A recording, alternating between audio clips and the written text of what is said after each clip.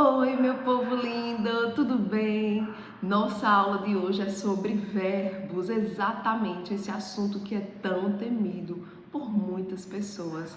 Mas hoje isso vai acabar.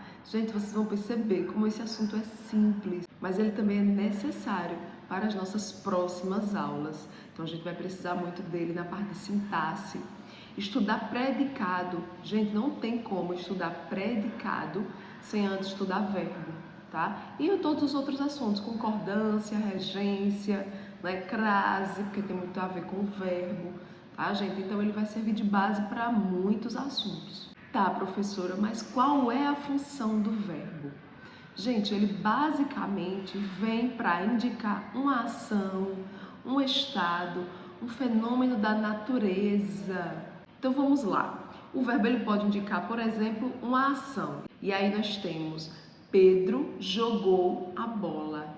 Então observem aí que o verbo jogar vem para indicar uma ação, tá certo? Maria chorou a noite inteira. Então chorar é uma ação, assim como estudar, cantar, dormir, tá certo? O verbo também serve para indicar um estado. Então, quando eu digo assim, minha família está animada. Então, observem aí que o verbo estar vem para indicar um estado. O estado de quem? Da minha família. E aí nós vamos perceber que os verbos que indicam estado são os verbos conhecidos como verbos de ligação. E aí eu vou falar sobre isso em outro momento, tá certo? E temos ainda os verbos que indicam fenômenos da natureza, como amanhecer, anoitecer, chover, relampejar, nevar, etc. Por exemplo, choveu muito ontem. Então observe que aí o verbo chover, ele vem para indicar um fenômeno da natureza. Muito simples. Então, antes de mais nada, vamos entender aí a estrutura do verbo. Então, eu vou usar como exemplo aí o verbo estudar. Primeiro, você precisa entender que todo verbo tem um radical, que é a base, é a raiz. É onde fica aí basicamente o seu sentido, o seu significado. Então, observem que aí o verbo estudar, nós temos aí como raiz, como radical, estude. Até a letra D, nós temos aí um radical. Tá certo, gente? Então, por exemplo, cantar, cante, até a letra T, seria o radical. Comer, então nós temos aí o C-O-M como a raiz, como radical. Logo após o radical, nós temos a nossa vogal temática, exatamente. Ela quem vai indicar a qual conjugação o verbo pertence. E aí nós temos verbos de primeira conjugação, verbos de segunda conjugação e verbos de terceira conjugação. Os verbos de primeira conjugação são os verbos terminados em AR, certo? Então, amar, dançar, ganhar, estudar, tá? Já os verbos de segunda conjugação são os verbos terminados em ER, tá? Que tem a vogal temática E. Então, eu tenho beber, comer, descer, nascer, ok, gente? Já os verbos de terceira conjugação são os verbos terminados em IR, que tem como vogal temática o I. Então eu tenho dormir, partir, pedir, sair, ok, gente? Calma aí, professora, para tudo. E os verbos terminados em OR? Como, por exemplo, o verbo pôr e os seus derivados, supor, depor, propor, compor. Nesse caso, não será de quarta conjugação, não. Apesar de ser A, E, I, primeira, segunda e terceira, nós não teremos aí a quarta conjugação, tá certo? Calma aí. Antigamente, então há muito tempo mesmo, o verbo pôr era grafado poer, poer. Então, observem que ele era terminado em ER. Então, sua vogal temática é o E. Então, decorrente disso, ele pertence ainda hoje à segunda conjugação. Então, nós só temos os verbos de primeira conjugação, que são os verbos terminados em AR, os verbos de segunda conjugação, que são os verbos terminados em ER ou OR, e os verbos de terceira conjugação, que são os verbos terminados em IR. Ok, gente? E aí, voltando para a estrutura verbal, depois da vogal temática, nós temos ainda as desinências modo temporais e número pessoais. Então, por exemplo, quando eu digo estudarei, estudarei, o re, ele vai indicar aí a desinência de modo temporal. E aí, nesse caso, ele vai indicar o tempo futuro do modo indicativo, certo? E em relação ao I, no final, estudarei, aí nós temos aí, a gente finaliza aí com o I, nós temos a desinência de número pessoa, ou seja, ele vai indicar aí que esse verbo pertence à primeira pessoa do singular. Em relação à classificação dos verbos, nós temos aí verbos regulares, irregulares, anômalos, defectivos e verbos abundantes, tá? Então vamos começar pelos verbos regulares. O que quer dizer um verbo regular? O verbo regular é aquele que, em sua conjugação, ele não modifica o radical. O radical ele não é modificado, tá? Então, por exemplo, nós temos aí o verbo amar, o verbo estudar, cantar. Então, por exemplo, observem que o verbo estudar, como eu já mostrei aí na estrutura de vocês, no presente do indicativo ele vai ficar da seguinte forma: eu estudo, tu estudas, ele estuda, nós estudamos, vós estudais, eles ou elas estudam. Então observem aí que da primeira à terceira pessoa, do singular e do plural, o radical não modificou. Então a mesma coisa eu tenho para eu canto, tu cantas, ele canta, nós cantamos, vós cantais, elas cantam.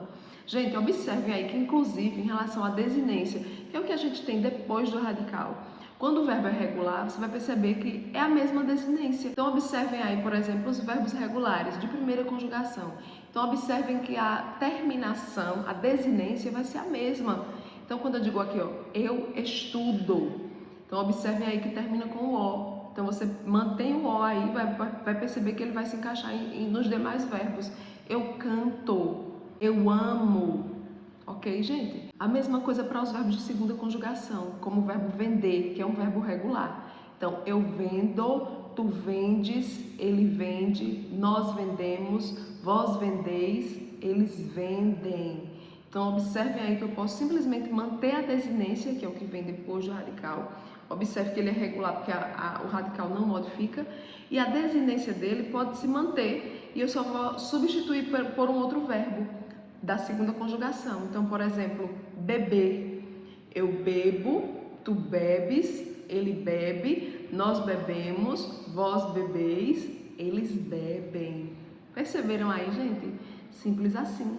Já os verbos irregulares são os verbos que sofrem uma alteração no radical durante a sua conjugação, que é o caso aí do verbo dar, o verbo ouvir. Então observem aí, quando eu vou conjugar, por exemplo, o verbo ouvir, eu ouço, ó. Então observem, basta você tirar a vogal temática e o R, né? Então IR, você vai ter o radical.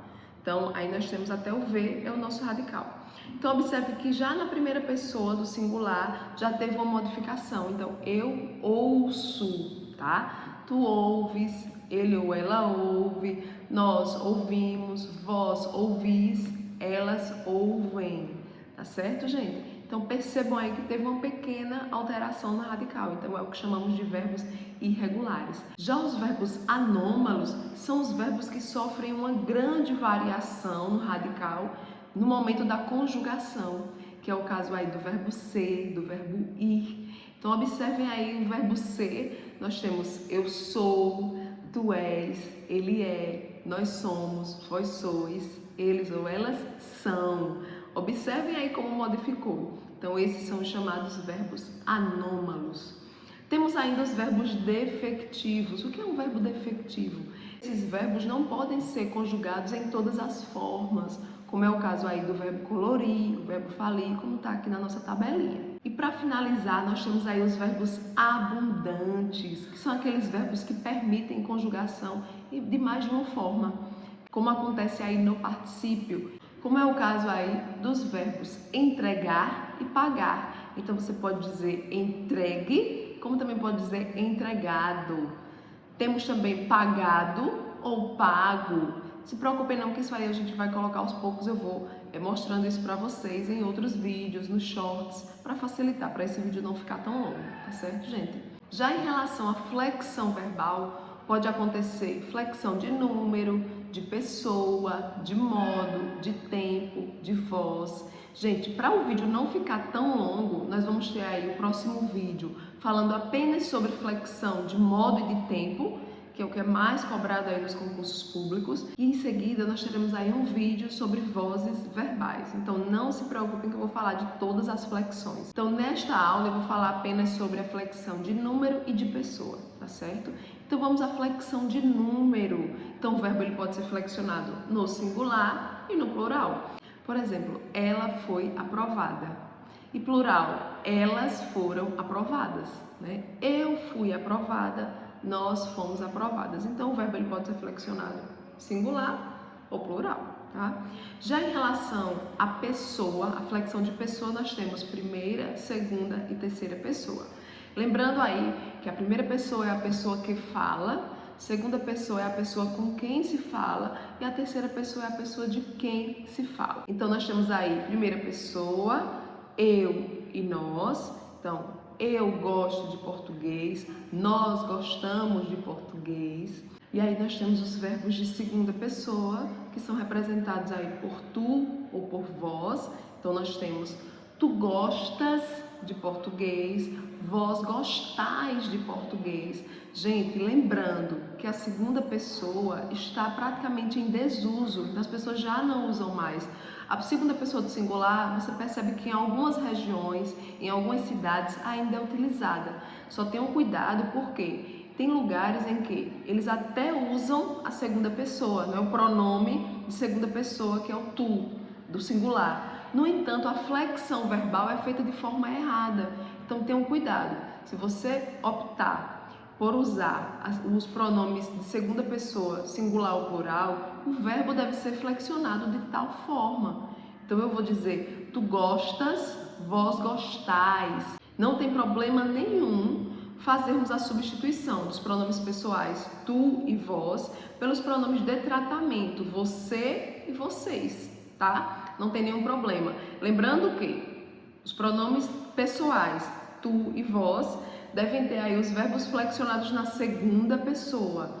Gostas, gostais, amas, amais, estudas, estudais, vendes, vendeis, dorme, dormis. Já com o pronome de tratamento, você ou vocês, o verbo será flexionado na terceira pessoa, do singular ou do plural. Você estuda, vocês estudam. Você gosta, vocês gostam. Ok, gente? E aí, voltando lá para a gente finalizar, nós temos os verbos de terceira pessoa, que são ela, ele, elas ou eles, tá? Então, aí nós temos ela foi aprovada, elas foram aprovadas, ele gosta de português, eles gostam de português, ok, gente? Muito simples, muito tranquilo. E para finalizarmos este bloco, eu vou falar aí das formas nominais, que são três: infinitivo, gerúndio ou particípio. Então nós temos aí o infinitivo. Mas o que é o infinitivo? É o nome do verbo, é o ato verbal em si. E aí quando os verbos estão no infinitivo, eles terminam em R, AR, ER, IR, OR, né? Então eu tenho aí cantar, dançar, jogar, beber, descer, nascer, dormir, partir, pedir, sair, propor, compor. Então nós temos aí infinitivo. Já o gerúndio indica aí o momento da ação. É a ação, o ato verbal em uso, então é o momento da ação.